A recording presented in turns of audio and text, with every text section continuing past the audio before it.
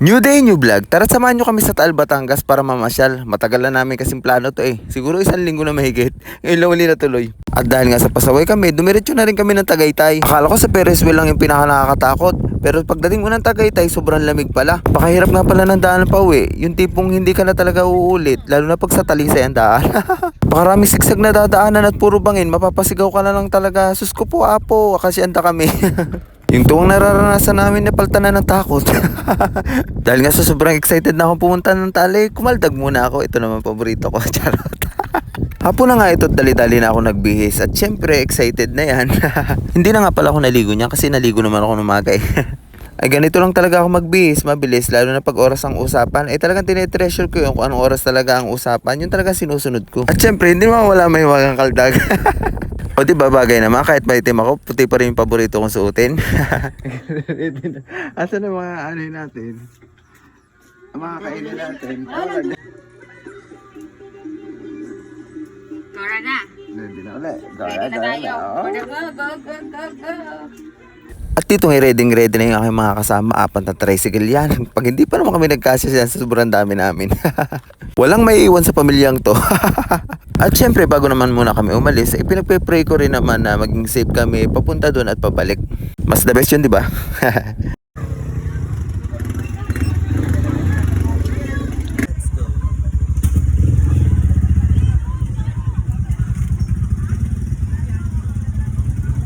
Kasama ay look.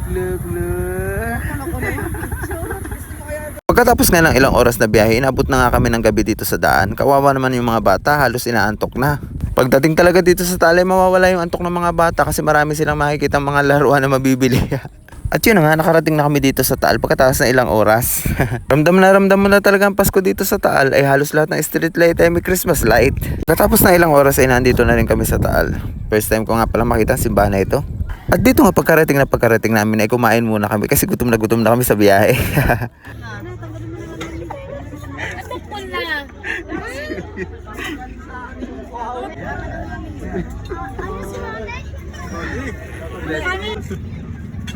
Gusto mo makita ng subo? Dumahan ng kanilang kaan. Dumahan ng kanilang. Ay, dalawa na kain sa Taal. Ang dalawa. Para lang kami nag-outing. Nag-outing sa Taal. Outing kami din sa tanan.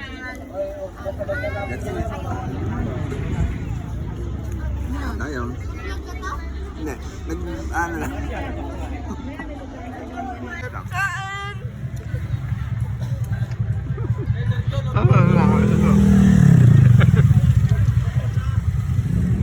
Higit. Sarap. Sarap na subo. Natuloy din sa oras. Natuloy din ang mga ulo ko. Dito ka, magandang view ko. Dito sa likod dito. Nung binata, hindi makapagdala nun. Nung may asawa na. Nagdadala na. Napakaangat.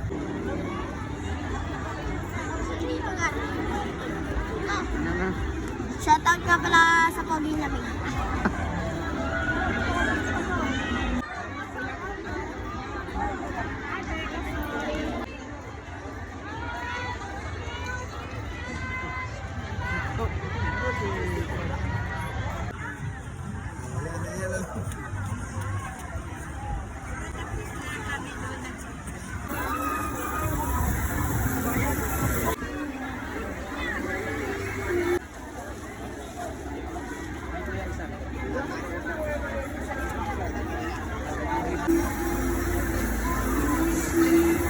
Let's go.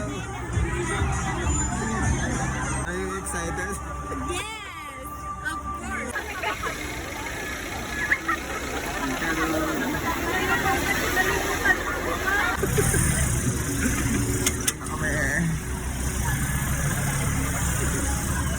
Saan sila?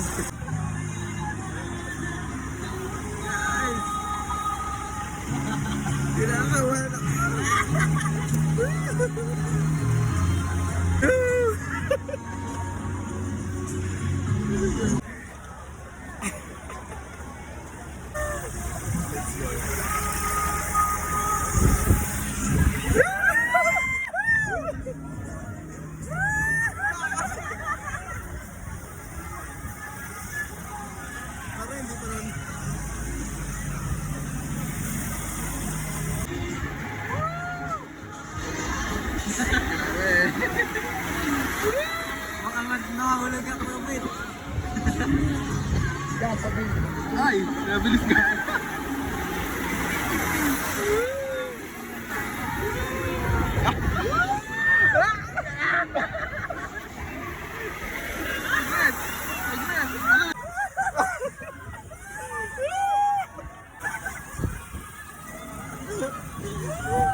Bigla na, bilis.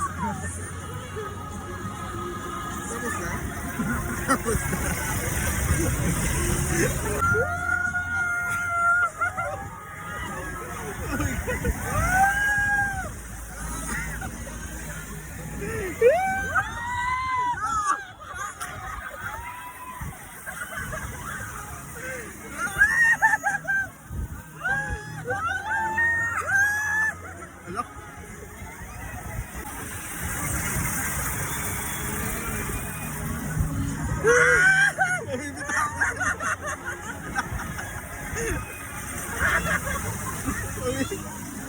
Ano yan?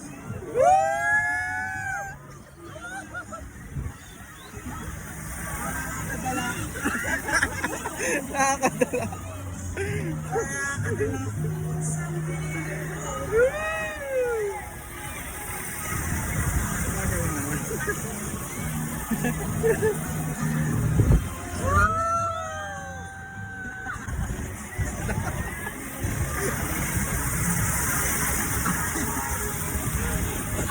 Let's go.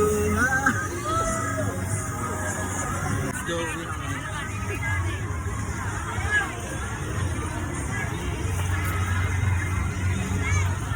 Dahil nga pasaway kami at pagkatapos namin sa Taal ay dumiretso na muna kami sa Tagaytay. Dito nga ay ramdam na ramdam namin ang simoy ng hangin. Sobrang lamig talaga. Kung di ka talaga magja-jacket ay lalamigin ka talaga.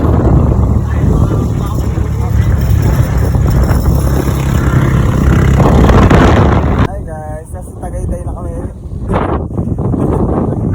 Lakas ng hangin. Sus ko puro di dahil sa sobrang excited ko. Hindi pa pala Tagaytay yan. Nasugbo pa lang pala yan sa sobrang taas. Sobrang lamig na rin. Dahil nga sa sobrang dilim, mataas ng view, sobrang lakas ng hangin, sobrang lamig, akala ko Tagaytay na, nasugpo pa lang pala ito. Pero may bagyo din no? Ang lamig. Kaya talaga. Ang lamig. Ang lamig. Ito lang ang Tagaytay na siya. Oh. Dito lang tayo. Hindi no? Diretso pa tayo doon. Diretso pa tayo doon. Ayoko na din. Dahil nga sa sobrang lamig, hindi na talaga namin kinaya. Nagpunta muna kami dito sa bayan ng Nasugbo para magkape.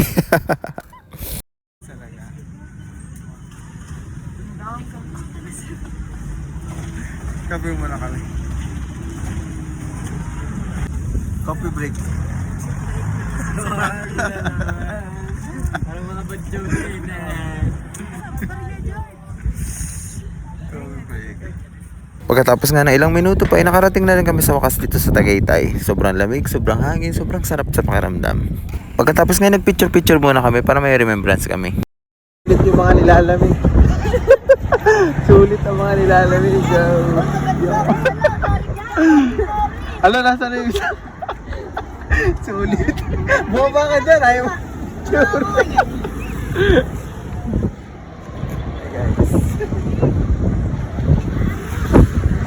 Guys, nandito na kami sa Twin Lakes. Twin Lakes. Tagaytay. Sa bukas. Hindi daw na tindahan. Nakarating. Dati na yung mga badyo din. Nakarating. Kayo kami. Nakarating din sa wakas.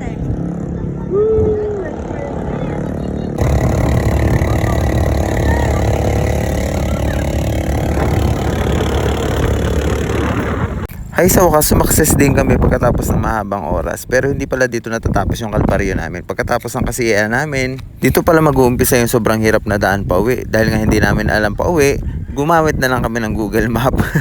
Dito ay unti-unti pa lamang namin nakikita ang kagandahan talaga ng Tagaytay. Napakaganda sa lugar na ito. Makikita mo na umuunlad din talaga. Lalo kung makikita mo dito, napakaraming kondo na rin na tinatayo. at napakaraming pwedeng pasyalan. Dito na nga pala nagsimula ang kalbaryo namin. Pagkalampas namin ang Tagaytay, dito na kami sa Talisay. Sobrang napakahirap ng daan, napakatarik, napakaraming bitukang manok, ang daming bangin. At ang isa sa pinaka nakakatakot ay may nakikita din kami mga sasakyan na babangga at nahuhulog sa bangin. Nagpapasalamat nga ako at iningatan pa rin kami ni Lord. Sobrang hirap nga ng pinagdaanan namin. Ito pa rin at kompleto pa rin kami. Ito yung isa sa natutunan ko. Kailangan talaga natin magpaalam kung saan man tayo pumunta para alam ng magulang natin. Tayo tayo dyan. Inumaga na. Inumaga na. Lalo tayo papagmura ni Papa. Hay, sa wakas nakauwi rin kami dahil alas 2 na kami nakauwi. Ito nga tumagay muna kami ng beer pampakalma.